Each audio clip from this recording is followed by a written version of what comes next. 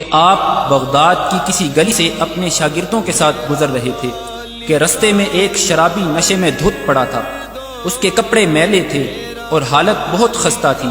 اس نے شیخ عبد القادر جیلانی کو صدا دی، اے عبد القادر، اللہ قادر ہے کہ نہیں؟ شیخ مسکرائے اور فرمایا، بے شک اللہ قادر ہے۔ اس شرابی نے پھر وہی سوال کیا، اے عبد القادر، اللہ قادر ہے یا نہیں؟ شیخ پھر سے مسکرائے اور فرمایا، بے شک اللہ قادر ہے۔ تیسری مرتبہ جب اس نے وہی سوال دہرایا کہ اے عبد القادر، اللہ قادر ہے یا نہیں ہے، تو شیخ روتے ہوئے سجدے میں گر پڑے اور کہنے لگے، بے شک اللہ کی قسم اللہ قادر ہے، اللہ قادر ہے، اللہ ہی قادر ہے۔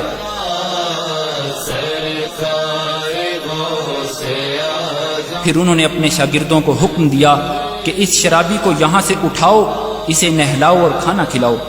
ان کے شاگرد بہت حیران ہوئے اور شرابی کے سوال کی حقیقت پوچھنے لگے، تو شیخ نے فرمایا کہ اس کے پہلے سوال کا مطلب تھا کہ کیا اللہ میری توبہ قبول کرنے پر قادر ہے یا نہیں؟ تو میں نے جواب دیا، بے شک اللہ قادر ہے۔ اس کے دوسرے سوال کا مطلب تھا کہ کیا اللہ مجھے تمہارے مقام تک پہنچانے پر قادر ہے یا نہیں؟ تو میں نے جواب دیا، بے شک اللہ قادر ہے۔ اور اس کے تیسرے اور آخری سوال کا مطلب تھا کہ کیا اللہ تمہیں میرے مقام تک گرانے پر قادر ہے یا نہیں؟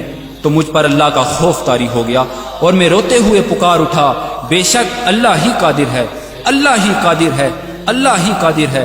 اور میں اللہ کی ہیبت کی تاب نہ لاتے ہوئے سجدے میں گر پڑا اور فریاد کی کہ اے اللہ، مجھے آفتوں سے محفوظ رکھ اور مجھے معاف فرما دے اور میرے عیبوں پر پردہ ڈالے رکھ۔ ورنہ کہے گی دنیا۔ شیخ محمد ابراہیم محمد عثمان عبدہ البرہانی فرماتے ہیں کہ جب اللہ تمہیں اپنی ہدایت کے رستے کے لیے چن لے تو یہ اس وجہ سے ہرگز نہیں ہے کہ تم میں کوئی خاص بات ہے اور نہ ہی تمہاری عبادت کی وجہ سے ہے، بلکہ یہ تو اس کی رحمت ہے جس نے تمہیں شامل کر لیا ہے۔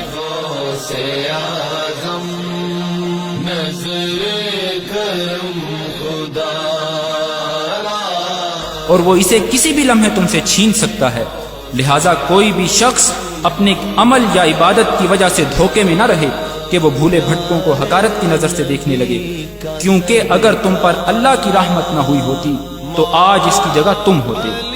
پاک ہے وہ جو حالات کو تبدیل کرتا ہے لیکن خود تبدیل نہیں ہوتا۔ ہمیشہ اللہ تعالیٰ سے ثابت قدمی کی دعا کریں اور اپنی نماز کے سجدوں میں 3 مرتبہ یہ دعا کرتے رہیں، اللہم یا مقلب القلوب ثبت قلبی علی طاعتک، اے دلوں کو پھیرنے والے میرے دل کو اپنی اطاعت پر ثابت قدم رکھ۔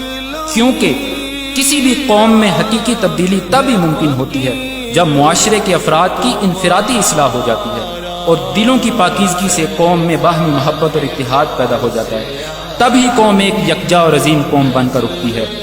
آؤ پہلے اپنے اندر تبدیلی لائیں، آؤ محبت اور اتحاد پھیلائیں، آؤ نفرت اور تفریق مٹائیں، آؤ اسلام کو دوبارہ عظیم بنائیں۔